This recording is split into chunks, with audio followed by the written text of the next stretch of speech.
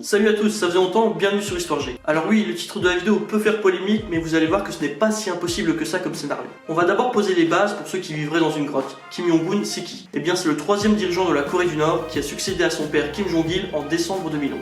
Je vous mets une photo de son visage, mais vous avez forcément vu passer sa trogne à la télé ou sur internet. Cet homme est donc à la tête du pays le plus fermé du monde. Créé en 1954 par le grand-père de Kim Jong-un, Kim Il-sung, la Corée du Nord est réputée pour être l'un des pays les plus dictatoriaux au monde. Kim Jong-un est très jeune quand il arrive au pouvoir puisqu'il n'a que 27 ans, ce qui est extrêmement jeune pour un dirigeant. Beaucoup au sein du pouvoir nord-coréen le considèrent comme trop jeune et immature pour prendre les rênes du pays. Mais Kim Jong-un va vite faire taire ses détracteurs en faisant assassiner et disparaître tous ceux qui le gênent, des méthodes peu catholiques. Comme son grand-père et son père, Kim Jong-un tient le pays d'une main de fer.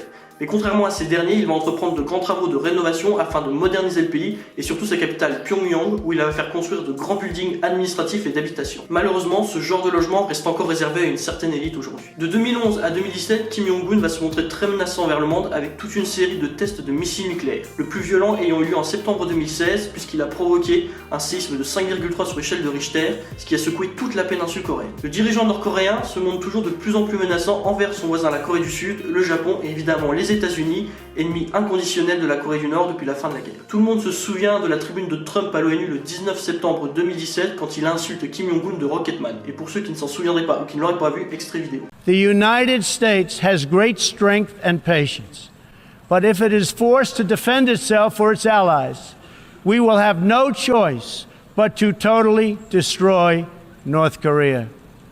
Rocketman is on a suicide mission for himself and for his regime.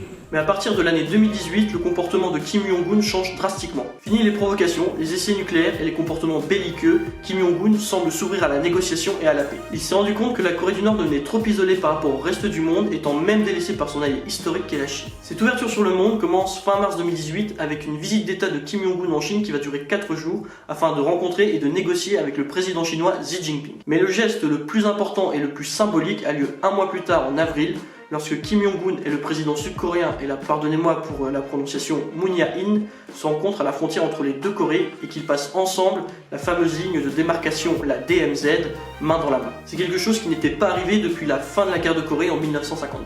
Enfin, le 12 juin 2017, c'est le paroxysme de ce réchauffement diplomatique entre la Corée du Nord et le reste du monde, puisque Kim Jong-un et Donald Trump se rencontrent à Singapour, une rencontre qui va étonner le monde entier tant les deux hommes étaient si proches de la guerre il y a de cela quelques mois encore. Un deuxième sommet entre les deux hommes doit avoir lieu courant 2019, mais on ne sait pas encore exactement l'endroit où cela va se dérouler. Le Vietnam serait en première position pour accueillir cette rencontre. Alors on va enfin venir à la problématique de la vidéo, pourquoi j'ai mis dans mon titre Kim Jong-un, futur prix Nobel de la paix. Il ne s'agit pas de faire l'éloge du dirigeant, mais plutôt d'invoquer des faits. Il faut bien se rendre compte que ce qu'a entrepris Kim Jong-un pour la Corée du Nord est tout à fait historique, et ce peu importe ses raisons. Si les négociations avec la Corée du Sud et le reste du monde, notamment les États-Unis, venaient à aboutir, on pourrait voir la Corée enfin s'unifier. Cela changerait la vie des Coréens, aussi bien au nord qu'au sud. L'unification de la Corée pourrait mettre un terme à toutes les tensions présentes dans cette région du globe, et surtout faire connaître la démocratie et la liberté à 23 millions de Nord-Coréens. Et si tout cela se produit, Kim Jong-un y aura fortement contribué, et mettre fin à un conflit de près de 70 ans n'est pas anodin pour pouvoir prétendre à une place au prix Nobel de la paix. C'est la fin de cette vidéo, j'espère à tous qu'elle vous aura plu. Si c'est le cas, n'hésitez pas à l'aimer et à la partager et à vous abonner à la chaîne. Quant à nous, on se retrouve très vite pour une nouvelle vidéo. Moi je vous dis salut!